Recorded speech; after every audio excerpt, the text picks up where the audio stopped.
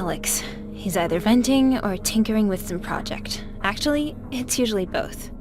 Maybe it's a coping mechanism for the phantom pain. I could give him those painkillers I found at the drugstore. I'm busy. What do you need? Alex, I found some painkillers at the drugstore. Maybe they could help you with your leg? Leg pain requires having a leg, Emily. It'd be idiotic to waste painkillers on a phantom limb. Oh, right. Sorry, I didn't... Knock it off, Alex. The girl's just trying to help. Fine, give him here. I'm sure someone can make use of him. Maybe Matt after I put my only remaining foot up his ass. Now go on, give me some peace and quiet. I got a lot of work to do.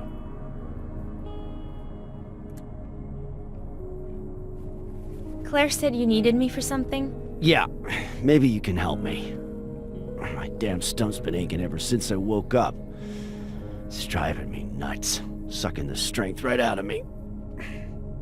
Here, use this thing to open the drawer by the kitchen and bring me the decoder. Okay, what does it look like? Well, it's a electronic thingamajig. You'll figure it out. Go on now.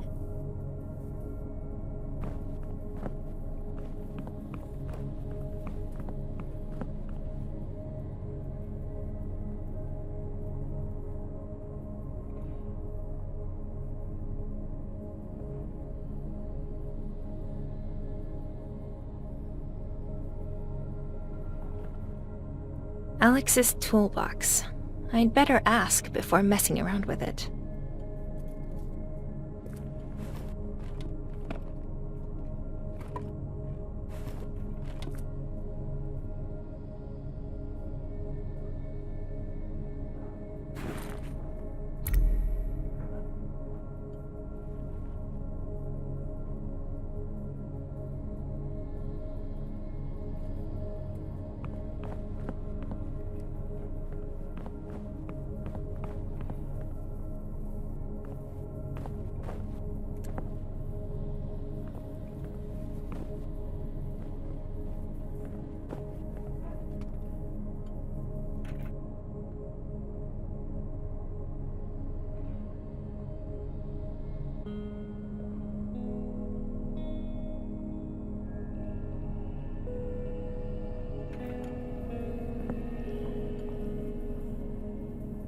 Is this it, Alex? Uh-huh.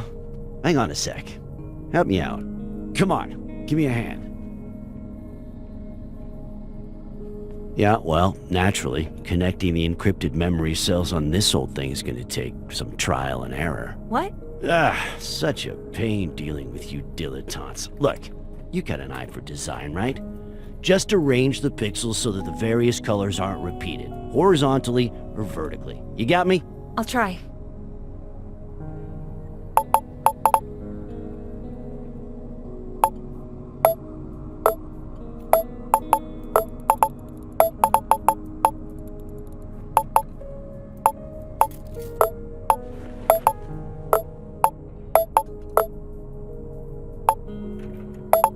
You got this. I'm impressed.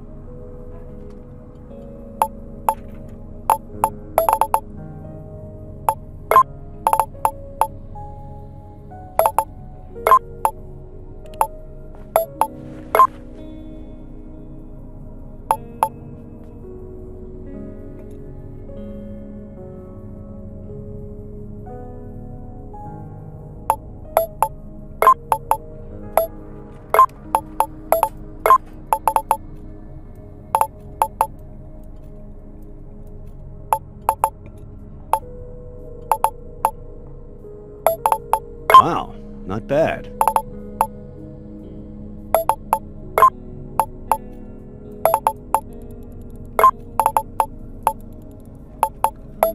Okay, fine.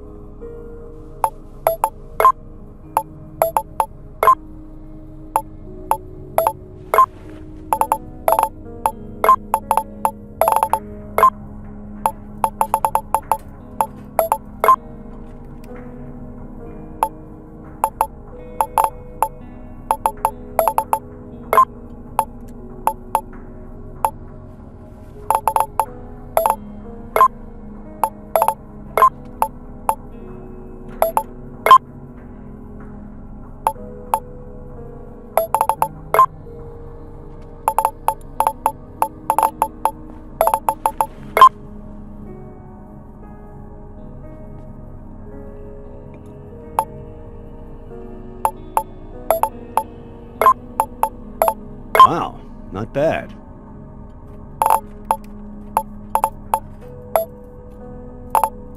Okay, fine.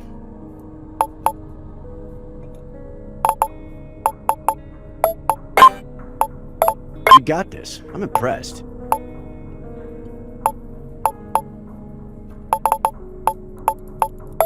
Okay, fine. Alright, connection established. Just go relax. I'll handle the rest. Sounds good. Let us know what you find. Is that it? I'm kinda busy. Just wanted to check in. Is your leg giving you any trouble? Oh, isn't that sweet? Yeah, I'm just peachy. Now why don't you go fawn over someone who needs it? I told you, I'm busy. Have you seen Matt? What? Do I look like his chaperone? General Jackass hasn't returned yet. I told him there's a store we haven't checked just down the way, but he, of course, decided to go clear across the city. Not to mention, he left you two little brats at the drugstore, alone. I'm giving him an earful when he gets back. Oh yeah, you'll see. All right, I'll leave you to it.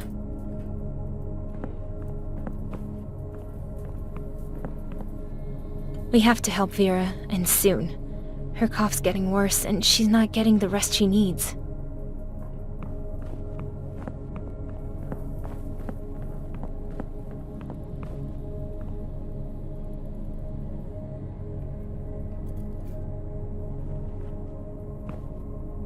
Claire's just the best. She always makes time for others and does her best to keep us all happy. Makes you wonder how she ended up married to Alex. Emily, shouldn't you be resting? I thought you wanted a nap. Yeah, but need any help? I mean, I can see you've already got your hands full here. Oh no, that's all right. You've done more than enough already. I can handle it. Go get some rest. Tell me, what do you think of this place? How are you doing? Here in the city's outskirts, there are hardly any robots. Plus it's warm and dry. All in all, it's not too bad. All this place needs are a few repairs and some cleanup to make it a good, proper home. It has to be hard on you moving from place to place. I mean, there's a whole city up there, and here we are underground. Literally. I just miss having a place to call home. I know exactly what you mean. For years, Alex and I lived in this house my father-in-law gave us. Just a tiny old place, but we always worked hard to keep it in good shape. Nothing fancy, but it was cozy, and it was ours. That sounds lovely, Claire. Oh, but you should have seen it when we first moved in. Cracks, mold, and spider webs everywhere. We actually considered selling it, but you know Alex.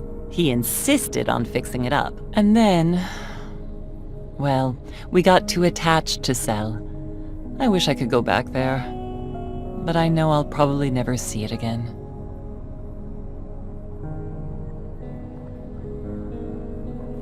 I had this crummy little flat before the incident.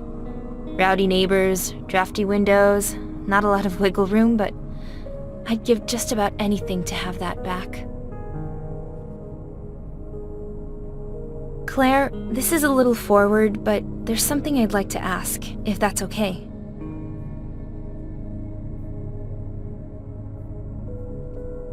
I'm curious, how did you escape? During the incident, I mean. Not a pleasant memory. Alex rushed home from work on his lunch break, frantic, yelling at me to pack my things right away. I remember him telling me that the robot cops had gone crazy, just grabbing people off the streets for no reason. At first, I didn't believe him. The weird thing about Alex, he's really good at his job, but he's never really liked robots. He wouldn't let us get one of our own. Said it was because he knew too much about them. Honestly, I thought he was pulling some stupid prank, which was unusual. I didn't really believe it until I saw it with my own eyes as we were driving out of the city. You took an aero car? Weren't they all offline that day? Actually, we had an old school electric car. Rare, I know, But I'm afraid of flying, and Alex liked to tinker with it. Kept it up real nice, washed and painted like new. Anyway, we quickly grabbed a few things and then went to pick up Brian. I see. And then? Why didn't you try to get out of the city? That was the plan, until we blew out one of the tires, and spares aren't exactly easy to find these days. And that's how we ended up here. So what about you? Not a lot to tell, really. I was headed out to grab some laundry when everything went black. And when I came to, there wasn't a soul in sight. When I got back to my place, my homebot was surprised to see me. He kept spouting nonsense, something about the war and humanity going extinct. Something was obviously wrong. With the robots, I mean. So I set out to find Marta on the other side of town. She's my sister. Did you find her? No. I like to think she saved herself, made it out somehow, but... You and Alex, well, you're probably wondering how I wound up married to a guy like him. Well, not exactly. I just... No, it's okay. Believe it or not, Alex wasn't always quite so... abrasive. 30 years ago, he was a completely different person.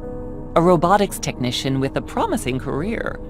And I was just a country girl, really. And madly in love. Some people just change. But either way, I'm not complaining.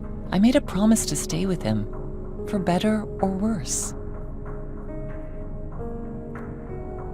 What can you tell me about the others? Park and I haven't had much time to get to know everyone. Honestly, I doubt I'll be telling you anything you don't already know. Alex is grouchy as hell. Take it from me. But he's a hard worker and a devoted husband. Don't mind his thorns. He's a good guy deep down. He's just been through a lot. We all have, yeah. He kind of reminds me of my Uncle Owen, actually. Only content when he had something to complain about. What about Olga? We found Olga in an abandoned house last winter. She was scared and freezing. Oh my gosh, she could barely stand. She later told us that the rest of her group had been captured. She'd managed to hide, but ended up pregnant and alone in such a cold, dangerous city. I can't even imagine what it took for her to survive. We brought her to our camp, gave her food and shelter, and she stayed. And then Vera was born. Raising a child these days is especially tough, but we're all one big family here. Brian's our village elder, wise and calm, and he really knows his way around electronics too. Alex shared a hospital room with him back before everything went to hell, and they became fast friends. A lot in common, those two. And I'm not just talking about surviving the incident. I don't really know that much about Matthew. Between you and me, there's something about him I don't like. He obviously wants to be a leader, bosses everyone around, but he's short on brains and wisdom, which is probably why he's always butting heads with Alex. He followed some tracks into our camp a couple of months ago and saw light coming from inside. Started snooping around and ended up scaring the hell out of us. Long story short, he decided to make himself at home. To be fair, he does his fair share for the group. He goes on supply runs, brings back food. Still, Matt's kinda weird. I try to stay away from him, and so should you. I've seen him holding his head, rubbing his temples with his fingers. Maybe that has something to do with why he's always so, charming? Well, we women are good at making excuses for our men. I understand what made Alex the way he is, so I put up with his swearing and grumbling, and the occasional mockery.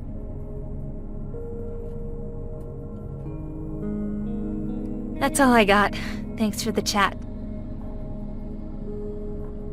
Alright, I'm ready for some downtime. Get some rest, honey.